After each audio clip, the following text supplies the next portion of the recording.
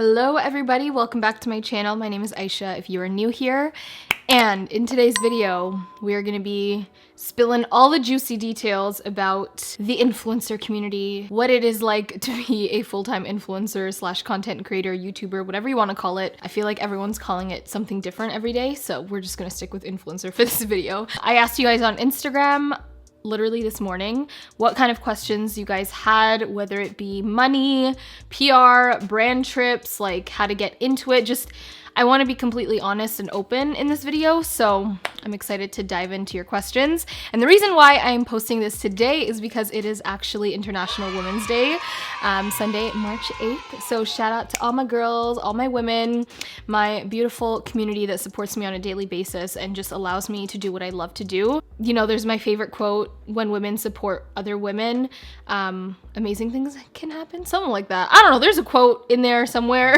But it's true. You know, if it wasn't for this lovely community of women that I've built here, I wouldn't be able to do what I do on a daily basis. So shout out to you guys today. I hope you show love to your favorite woman that inspires you today, whether that be your mother, your sister, yourself. Shout out to yourself. Just do something nice. But I'm gonna be doing my makeup with you guys for absolutely no reason. I don't even think we're going anywhere today. But I thought it would be a little bit more interesting than just me sitting here talking to you guys. So we're gonna dive right in and then I will start doing my makeup. So if you haven't subscribed to my channel already, I would love it for you guys to subscribe, join the fam down below, and yeah, let's do it. So I already had a little sneak peek of all your questions and I kind of like circled all the ones that I was really excited to answer slash just repeat ones. I got just a lot of questions about how to become an influencer, how did I get started, any tips and tricks, how to be successful, which is an interesting one, how many followers did I start with and how I got popular. Lots of questions about that, so I feel like that is a great place to start. I'm just gonna do my brows. I'm not gonna be mentioning any of the products that I'm using in this video unless like I really feel compelled to for whatever reason. It's gonna be pretty much my basic look that I do every day. Yeah, how I got started, I've told this story a lot, but I started when I was only 16 years old. I was in high school. I think I was going into my junior year of high school, grade 11. So I was about 16 years old. And there wasn't really any reason why I wanted to start. I actually, for those of you who didn't know, I had a channel before, you know, this channel that you guys see today. So I've technically been on YouTube since 2009. That was the first time I uploaded any video. It didn't have anything to do with makeup or beauty or anything like that, but it was, I don't even know why I uploaded it. But anyways, it's literally, you just do it. There's no secret, you know, sign that you get. There's no waiting until you feel like you have the perfect equipment. There's no waiting until you feel like it's a perfect moment, because truly it's never going to be. And you just need to start. I obviously started with 0 followers. I was no one online. And yeah, like I said, I found it weird that people were watching my videos. I literally would like rewatch my own videos and then realize that like the views would get higher and higher. And I heard Patricia Bright talk about this and I was like literally laughing because she's like, you know, as I refreshed the page, I realized every single time there'd be another view and it was really just us refreshing the page. It was my view.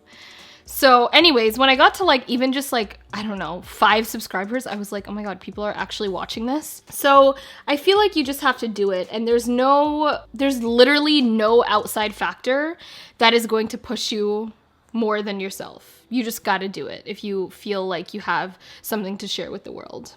But any tips for creators? I mean, I think just starting out, I had very humble beginnings. I mean, I only have been doing this full time for about 3 years now, just to put that into perspective for you. And my first video that I uploaded on this channel was in 2011.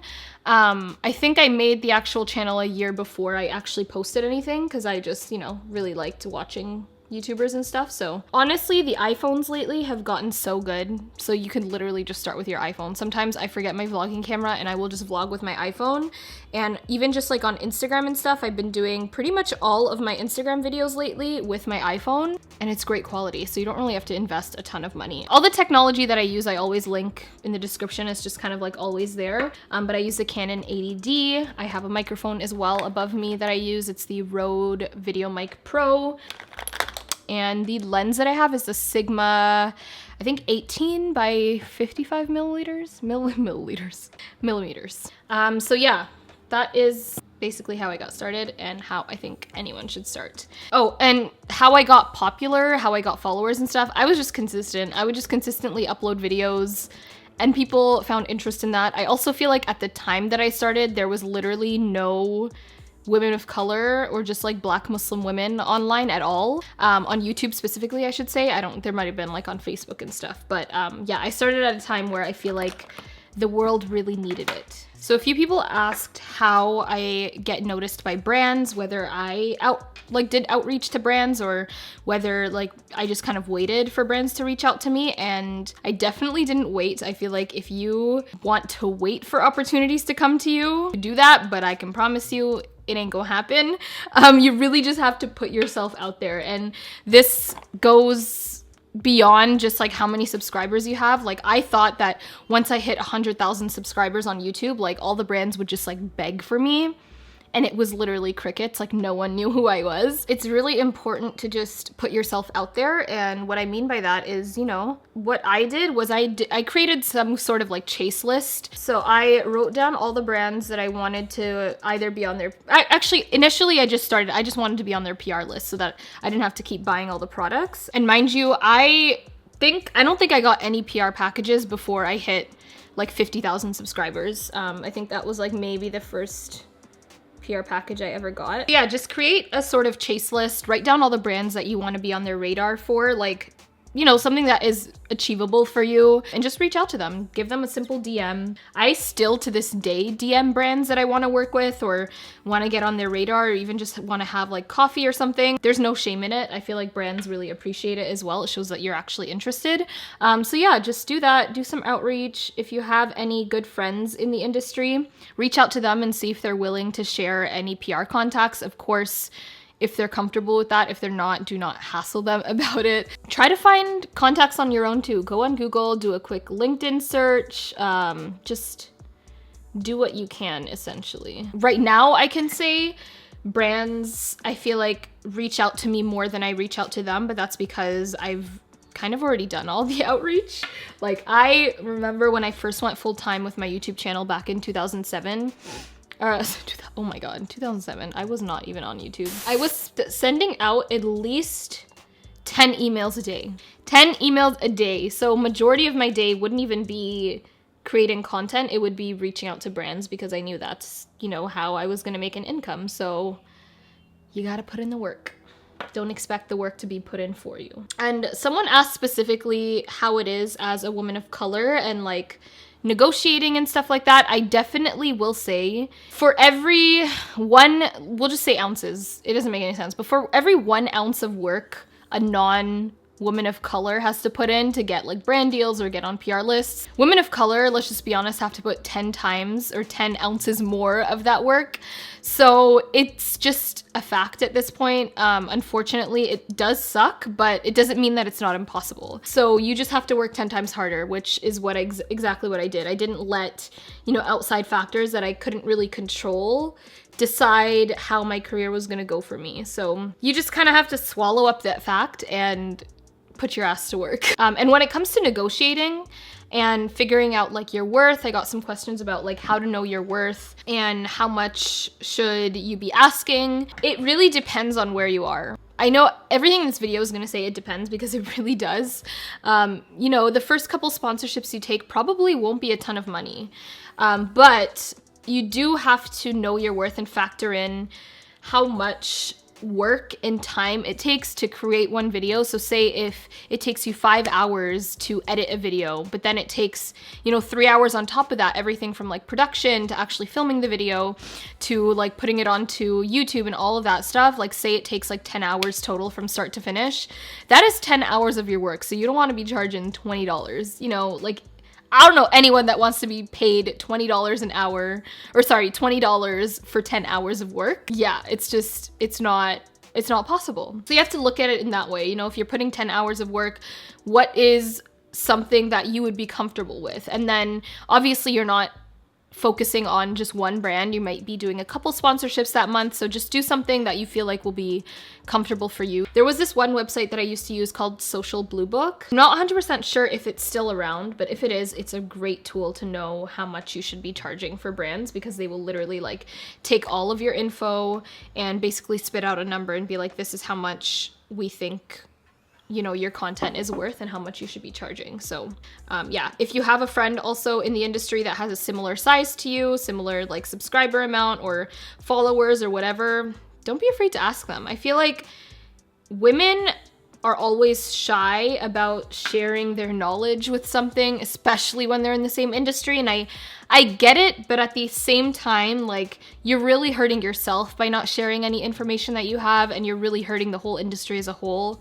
Because if someone with the same subscriber or follower amount as you is charging like significantly less, then the next time a brand comes to you, they're gonna be like, hey, well, like, your friend actually charges half the amount you're asking for, so we're just gonna go with her. So you're really just hurting yourself in the long run, which is why I just feel like everyone needs to support one another and share their wealth of knowledge. But of course, you know, don't reach out to someone random. Like, if I've never spoke to you before, don't reach out to me and be like, hey, how much has this brand paid you before? Because it's just, it doesn't make sense. Reach out to someone you're comfortable with, that is, you know, in your circle. I'm gonna finish my brows and then come back to the questions because it's taking too long. All right, brows are done. One more note that I wanted to make on women of color negotiating. Remember that a lot of these brands actually need more diversity now. You know, they kind of have gone through the whole, we're gonna ignore women of color, but now they really can't. So just remember that when you're negotiating, especially if a brand is reaching out to you, they likely need you for that campaign. So don't be afraid to ask for more than, I always say, ask for more, and then you guys can negotiate down. A lot of women of color feel like they need to play down their worth a little bit, and that is absolutely incorrect. That's how you're never going to be able to grow. You know, you need to know your worth and stick to it, and don't be afraid to ask for more. And also don't be afraid to say no. If you feel like you're not being respected by that brand, or you're not being given your worth by that brand, just say no. You know, more opportunities will come. Okay, I have to actually, I know I said I wasn't really gonna focus on products, but this one I really do feel compelled to tell you guys about. This is the No Pore Blem Primer, Smooth and Pore Covering. This is like magic, y'all. Like, it literally is so smoothing. My friend Darcy always uses this on her channel, and when I went to a gifting suite, they had it there, and I was like, okay, I need to try that. So, and I really like it. I normally don't like silicone smoothing pore filling primers like that, but this one, a fuzz with. Okay, how do I sift through who to collaborate with, and do you have to believe in the product prior to collaborating with companies? Absolutely yes. Of course, if you're gonna be promoting something, you don't wanna be promoting something unless you love it and unless you have used it. Don't accept things because someone's throwing out a huge number at you, or a small number at you, or just something at you, for the sake of just, you know, getting that thing that you want. Obviously, you never wanna ruin your integrity, because that's really what gets you far in this industry. So yes, every single product that I collaborate with, every single brand, I mean, that I collaborate with, I absolutely love and I've used. And especially with skincare, I never accept a skincare offer unless I've tried the product at least, at bare minimum, for a week. But I normally like to try it out at least for a month before I say yes or no.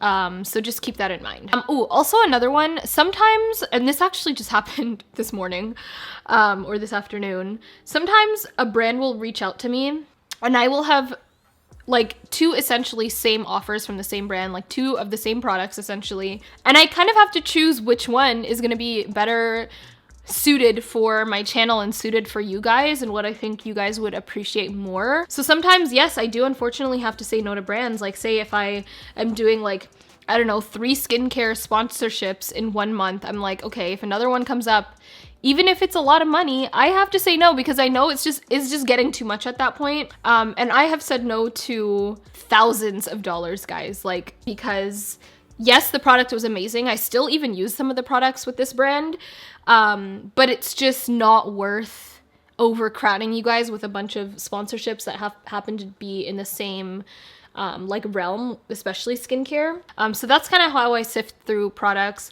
A lot of the times I won't really work with brands that I haven't really heard of or that aren't like, you know, readily available, say at like Sephora or whatever it is.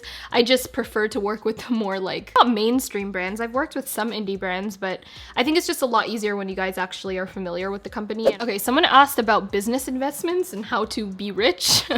I'm not great at investments, to be honest, but I did want to talk about just like investing in yourself. You know, people are asking about how much money that I make on YouTube or how much I make through my ads and all that kind of stuff. To be honest, a lot of this stuff is readily available for you guys to search up as well. There's this site called Social Blade,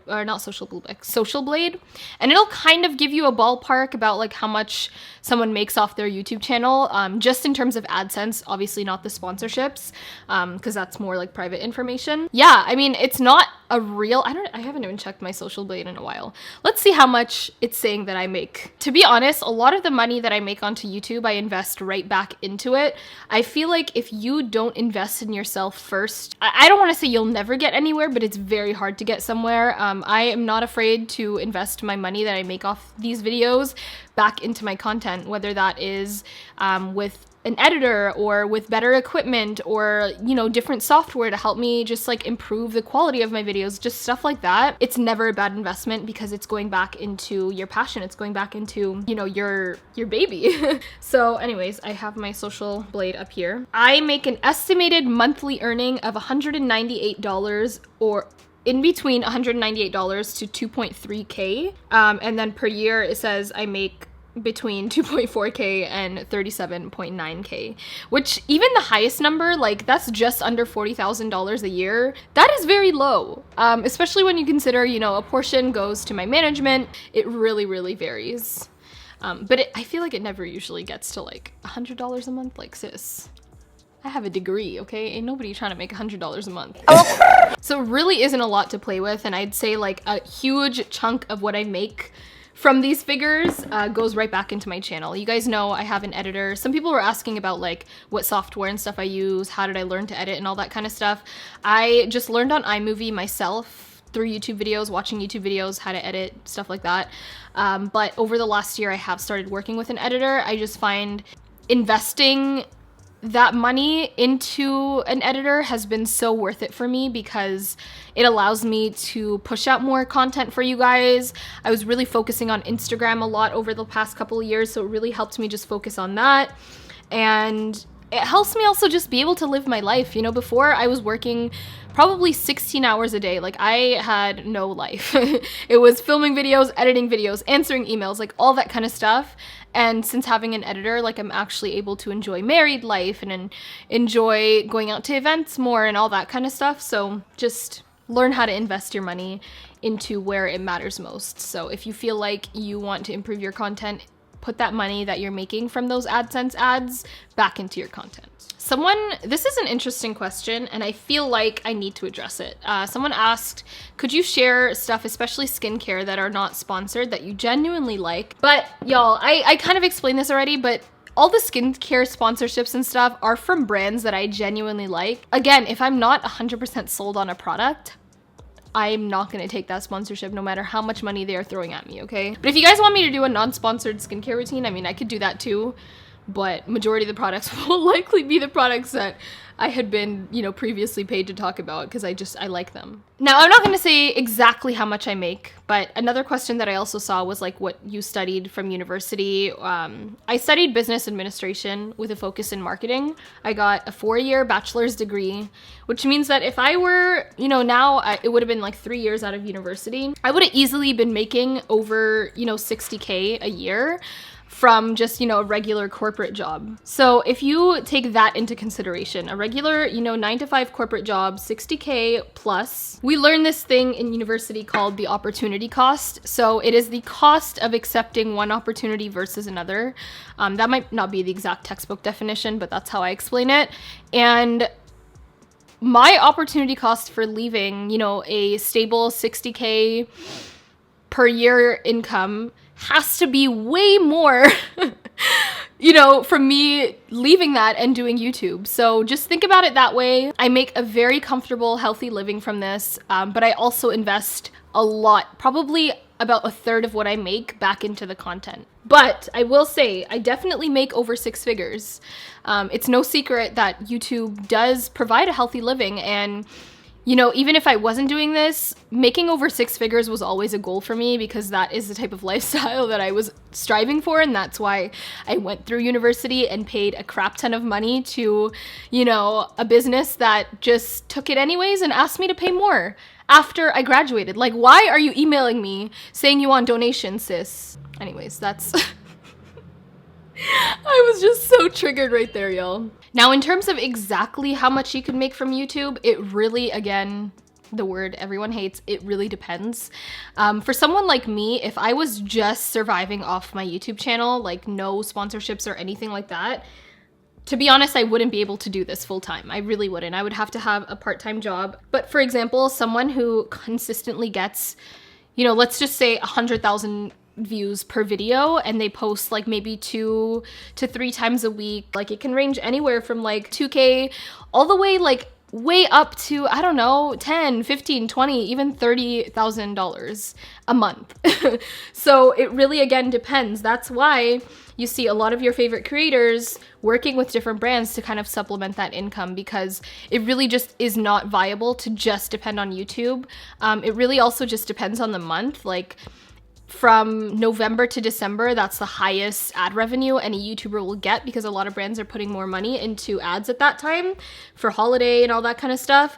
And then, you know, from January to like March, I'd even say, or even May or April, people aren't making that much because advertisers just spent like millions and millions of dollars advertising products for a holiday, so they don't have enough, and you know, you won't see as many high earning ads. So it really just depends. A great person that I feel like you guys should check out if you're interested, her name is Shelby Church. She posts a lot of videos about like exactly how much money she's made off of like 1 million views or 100,000 views and all that kind of stuff. So it just kind of gives a good idea on like how much people really make from their channel, because it really varies. But in terms of sponsorships, someone, it really, again, it depends. It depends on how much people are charging for their works. Someone with 50,000 subscribers could be charging the same amount someone with like 500,000 subscribers is charging.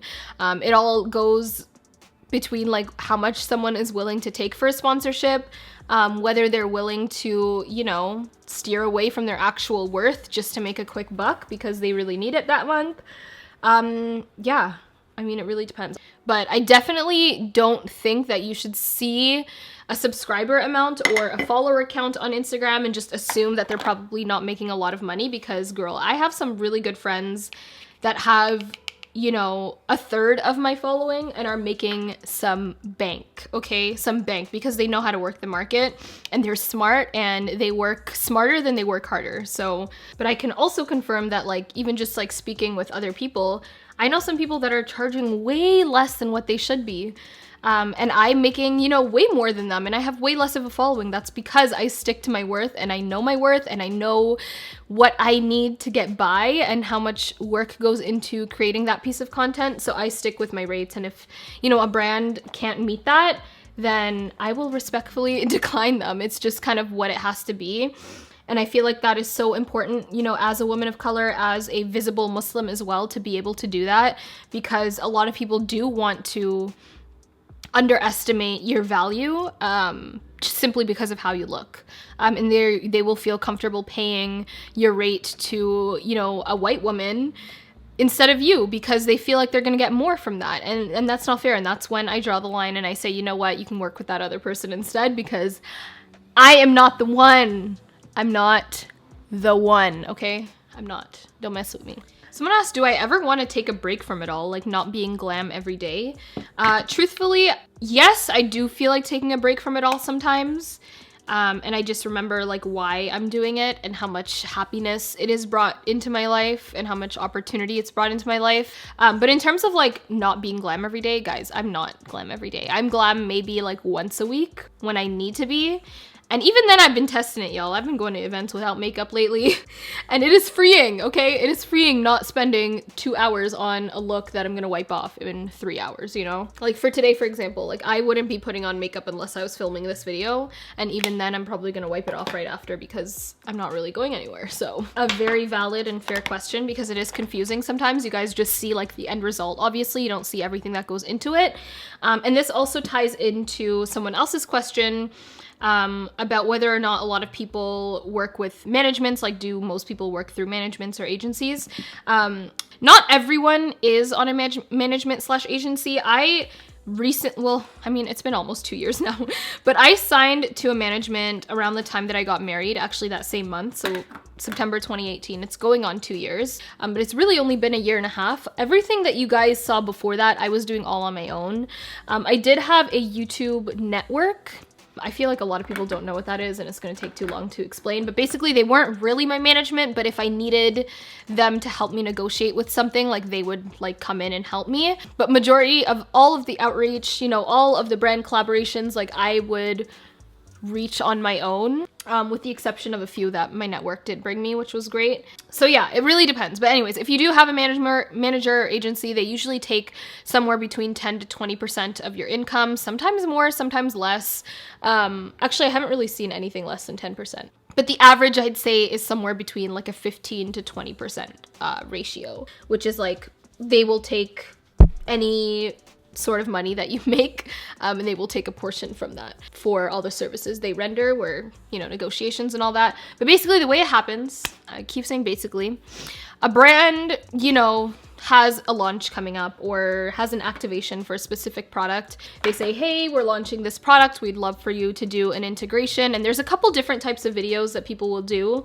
So the most common ones, especially for YouTube, are an integrated video, a dedicated video, and I think that's basically all of them. Yeah, so an integrated video would be something as simple as just a mention. So if I was doing a makeup tutorial, mentioning a product within that, whether it's foundation, which I've done, you guys have seen a lot, or I'm doing like a vlog and I mention something about an SPF, or I don't know, like a food product, whatever it is. Because sometimes, you know, they'll want the integration, but they'll also want, you know, stories on Instagram or an Instagram post, and that'll be kind of a package deal.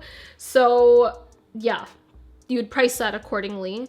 And then there's also something on YouTube called dedicated videos, which I feel like most brands have shied away from because it just doesn't really work. It's not as organic, and just, I feel like, you know, viewers don't really like to watch dedicated reviews and stuff like that. But that would just be like, you know, the entire video is essentially an ad for that one product. It could work in some instances, but in most it's just tacky. So I try to stay away from them as best as I can. The way that it happens for me, at least, is I work through my management. My manager will handle all of the negotiations and figure out the timing, send me the contract so I can look over it. I say it looks great, and then I send it back. And then I create the content. The brand usually does have to approve. There's been very limited times. It's usually like Instagram where a brand doesn't really have to approve anything and you can just post it. But majority of the time, brands do want to see and make sure that, you know, you've hit all of the talking points and haven't said anything slanderous or, you know, risque or whatever it is. They just want to make sure that they're protected legally.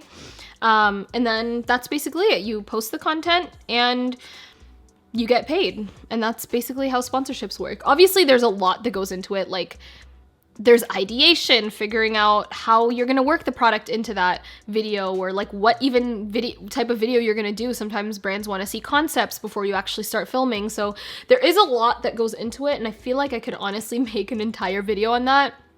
So maybe I will. If you guys would be interested in seeing like a day in the life of creating sponsored content video, I feel like it could be cool, but also boring in some sense. But if you guys are into it, maybe I will do it. So let me know in the comments below. This blush is freaking stunning. Oh my God. This is the first time that I'm using this. It's the new MAC collection. I don't even know what collection this is from, but it's a Groovy Glow Play Blush, and it's like squishy.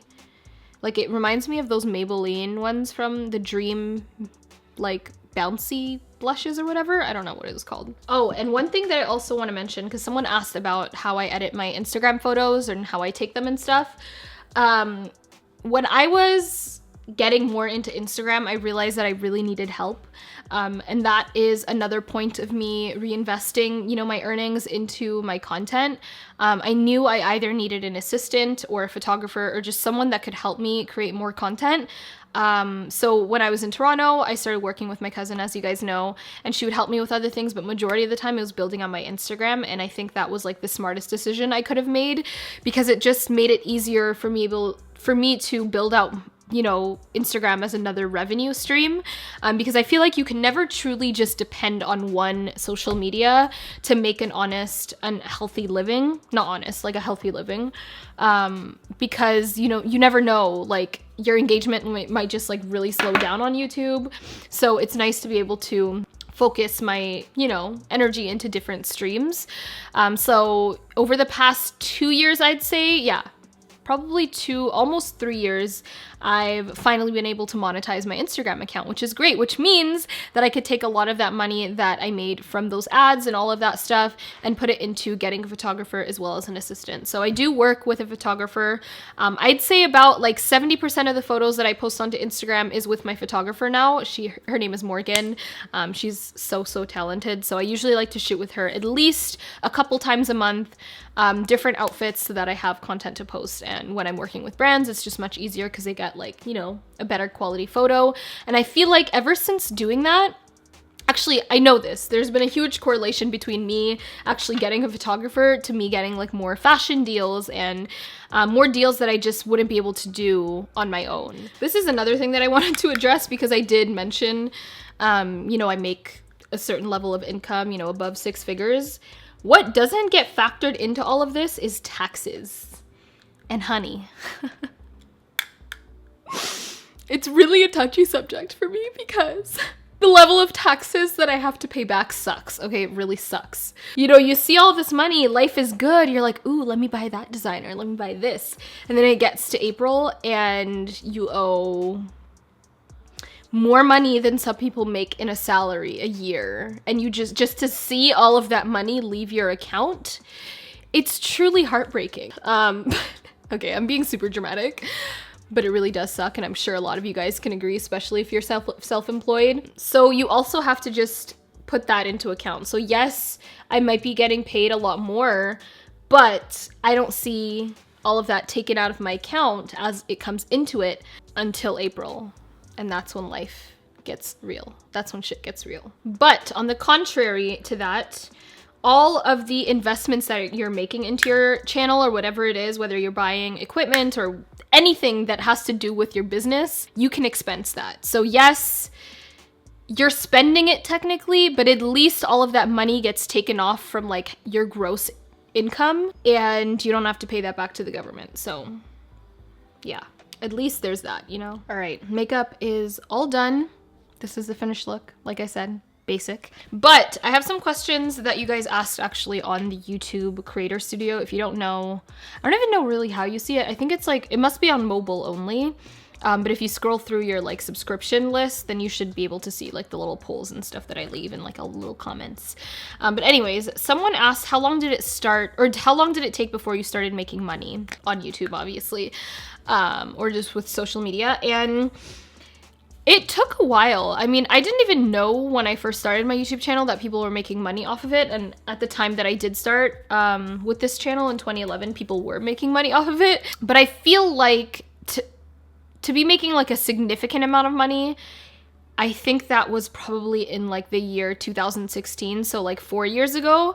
Now it definitely wasn't enough to like live off of. I still had a, you know, part-time as well as a full-time job, like full-time summer internship. I had part-time jobs while I was in university, and then I also had this on the side. This was like kind of like my side hustle to make just a little bit of extra cash that I could spend on like groceries and stuff like that. It wasn't until last year, to be honest. Last year was the first year, 2019, that I actually, or sorry, that's a lie.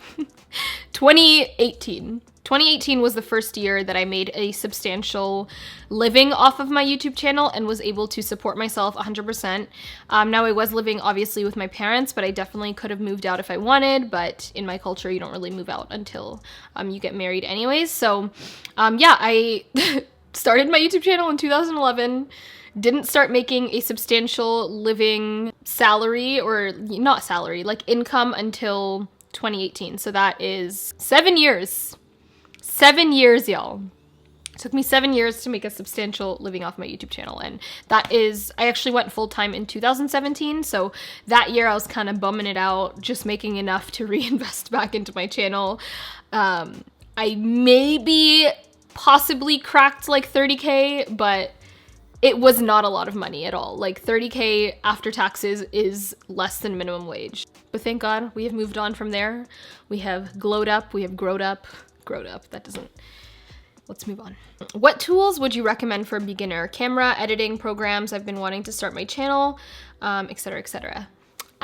So when I first started, I feel like honestly the best, most user-friendly program to use is iMovie, and you can only get iMovie if you have a MacBook, like a Mac laptop. So I would highly recommend honestly investing in that. My brother actually had a MacBook. I didn't even have one when I first started my channel, so I would only edit on his computer, and I would do this secretly, like when he wasn't even watching, because he didn't even know I had a YouTube channel at that point. So kind of do what you can. If you have a friend or someone that has a MacBook, then ask if you could borrow it to edit, or, you know, if you have the extra cash lying around, invest in a MacBook so that you can start using iMovie. I've since graduated from iMovie to Final Cut Pro, and then now I work with an editor, which is even better. Chef's kiss, I already talked about her. Oh, what? Camera-wise, as I kind of already touched this actually, your iPhone can be very, very useful when you're first getting started out, before you want to invest more money into it, just to like even see if you really enjoy it. So use that first and then invest in higher quality equipment. How do you get to travel and meet brands from making content? So this is an interesting question. I feel like the travel part, I feel like people are always seeing me like in New York, LA, and all that kind of stuff. In the beginning, I actually would just take out trips whenever I needed to. So the first technical like business trip that I ever went on was in 2016 or 2017 when I went to Gen Beauty LA, and it was the first time that I came out to LA by myself, and it was just an opportunity to see if I could really do this full-time on my own. And I think it was after that trip that really solidified my decision to go full-time with YouTube, because I could just really see myself. I really enjoyed, you know, spending the little money that I made off my ad revenue into myself and get new opportunities and reach out to brands in that sense, because they were all available at that convention. Now, I take business trips a lot more often, but a lot of it now, luckily, is like with brand trips. So brands will invite me, say they have like a launch or something, they want to invite me out, and it's basically all expenses paid, which is great. But in exchange for that, they don't really, some brands actually do ask for content, like stories and stuff. Sometimes they won't, but it's just kind of like implied that you're going to share your experience, and that's kind of a way of marketing for them too. So you get a trip out of it, they get essentially free content out of it, and it's just a fun experience. And I freaking love brand trips, and I wish that I could go on more. So any brands that are watching this, hit up yo girl. But the first brand trip that I ever went on was actually, it was with Caudalie actually. It was like my mini moon with Muhammad. They invited us out, and it wasn't like a traditional brand trip, because it was honestly just me, my husband, and the PR girl from Caudalie. So it was like definitely a lot more chilled out, and I think it was a great first brand trip experience because it kind of like creeped me into that. But I've never had a bad experience on one. I love meeting new influencers and chatting with them and spending time with them on trips and stuff. So, but also back to kind of investing in myself and whatever, I like to plan out trips to New York at least at minimum 2 times a year, once kind of in the beginning of the year and once towards the end of the year, just to reintroduce myself to brands, take meetings, go to events, whatever it is. I just like to make sure that I'm actually getting FaceTime with brands, because that is so important in building relationships. A lot of questions from my cousin, which is interesting. He said, what's the return on investment like for companies? Do they see this influencer stream of marketing as a thing in the future, or here to stay, or a fad? How do you quantify your impact to them? Okay, so basically all about ROI. If you don't know what ROI means, it's return on investment. And the great thing about digital media is that it is very easy to track an ROI, as opposed to something like, you know, a TV commercial or a celebrity endorsement, because It's really direct. So for example, if a brand reaches out to me for Instagram stories, I do my Instagram stories, and then at the end, because I have like a business account, they can actually see how many people viewed, how many impressions were on those stories, how many people swiped up to purchase the product or whatever it is. They can kind of just see all the engagement. So they get an instant ROI, and they can base that off of how much they actually paid for that piece of content, which I think is really interesting. And it's one thing that I really, really focused on when I was first starting out. I am definitely analytics driven. I need to see things and I need to explain them with images, if that makes sense. So when I was reaching out to brands, I was like, hey, like I used an affiliate link to track how many people were interested in this product that I talked about in this video for you guys for free. And these are the analytics. Like, let me know if you guys want to work together, because there actually is value in what I am sharing with my channel. So that is a really easy way. Same thing with YouTube and stuff. You can, check it based on the amount of views. A lot of the times brands will also give you specific links to link out that product that you're talking in the video so that they can see how many people are clicking through, how many people are purchasing, etc., etc. Now the hardest thing that isn't trackable, which sucks, is that I know a lot of the times like people will purchase directly from my links, which is amazing. Like I really appreciate that, but it's really hard to quantify that in terms of like how many people are actually going in store, because I feel like more people are actually going in store to purchase the products that you talk about so they can test it and feel it, but those aren't even tracked. So you also have to add that factor into it. And influencers, to be honest, are driving a lot of money towards these brands, way more than any celebrity endorsement.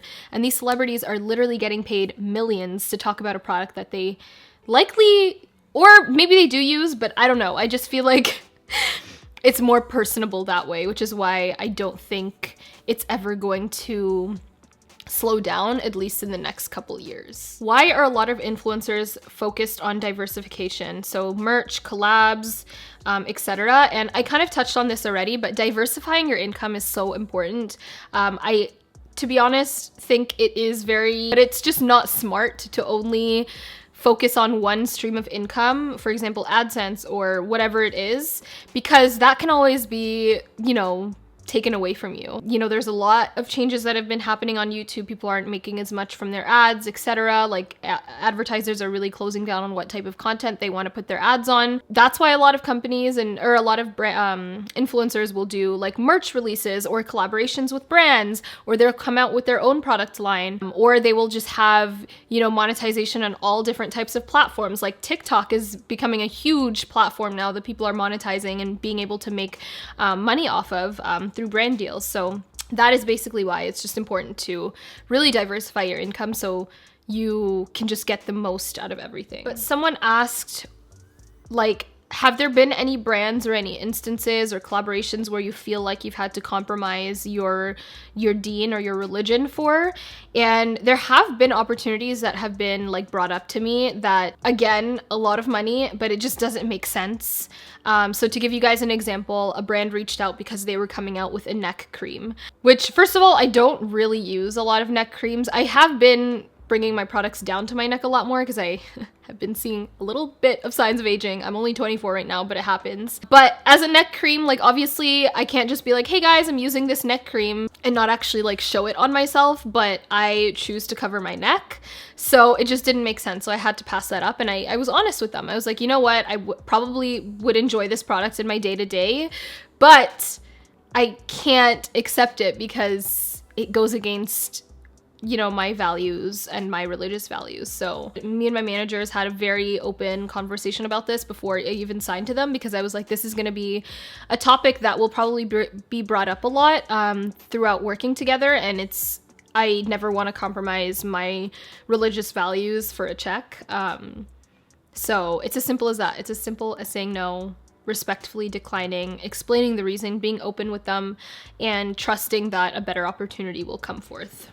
A couple of people asked about competition and whether it's high or whatever it is. I don't know. You guys know a lot of the friends that I have in this industry do the same thing, like Shaht and I, for example. And there is never a sense of competition between us. I just want to make that clear. Think about how many makeup brands there are right now. you can't even think of a number because there are that many. Now think about how many skincare brands there are, how many fashion brands there are, how many lifestyle brands there are, food brands, all of those verticals. There is absolutely no way you're gonna be able to, you as a person, singly, gonna be able to take on all of those opportunities, all of those sponsorships just for yourself.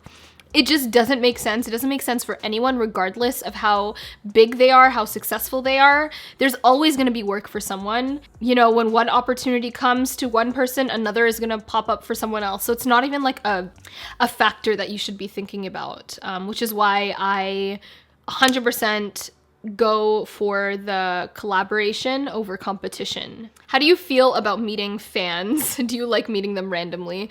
I don't consider you guys fans. Like, I feel like I fangirl when I meet you guys. I absolutely love it. I love connecting with you guys. It's so nice to actually put a face to like a user, and sometimes I even, you know, recognize you guys. Like, I'm like, oh my god, we were like DMing together.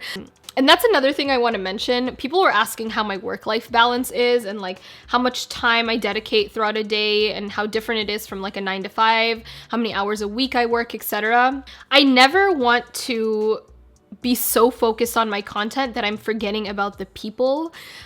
So whether it's, you know, spending a couple hours of my day replying to you guys' DMs, that's one of my favorite things to do. Like, it's so funny when people get so surprised that I answer my DMs, and quite quickly too. Like, I will actually spend a couple hours a day doing this, and it makes the you know, subscribers or the followers or my community happy, and it makes me happy at the same time to be able to give you guys that connection. So regardless of how big someone gets, I feel like once they start to forget the community that brought them there, that's when things can really go left. That's when your engagement drops. That's when you just feel very disconnected from the content that you're making. Shout out to anyone who is still watching this video, because she is long.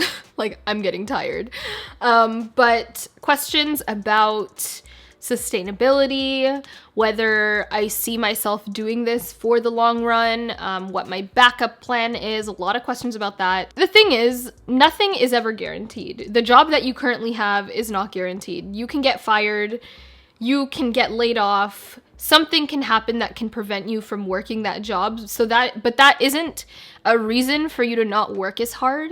You're not going to be like, oh, you know, this person could fire me any day, so why am I going to work as hard? No, you're going to work your ass off because that is, you know, the business that pays you. So it's the same with what I do. Yes, it can all be taken away. And if that happens, I will be okay with that, because that is what was meant to be. There's no point in having anxiety over that, I feel like. But on top of that, just viewing the way the media is going, I don't really see this industry slowing down anytime soon. I definitely think there will be changes, but what matters is how you adapt to those changes, regardless of what they are. So a backup plan, I'm not writing out like, oh, if this doesn't work out, this is what I'm gonna do. I'm not gonna write that out because we don't know what is in store for tomorrow. The only thing I can do is put out the best content that I can make, continue to make connections with brands that I love, and make sure that you guys are happy with my content. That's truly all I can do, and that's all I have control over. Yeah, I think that is probably it for this video. Hopefully I gave you guys a good insight, and hopefully this was juicy enough. I know this was really long, but I just wanted to share as much information as possible, because I think that, and I've already mentioned this, I think that the more information out there, the better for all of us. There's no point in me striving to be the best or be, you know, the top paid or whatever it is. There's no point in that if I'm not bringing a community of women along with me. And I'm very passionate about that. So if this video helped any of you guys, even just to understand what I do for a living, then I hope you guys enjoyed it. So subscribe to my channel, guys. That also really, really helps me continue to make these videos for you guys. But anyways, I hope you guys enjoyed this video, and I will talk to you in my next one. Bye!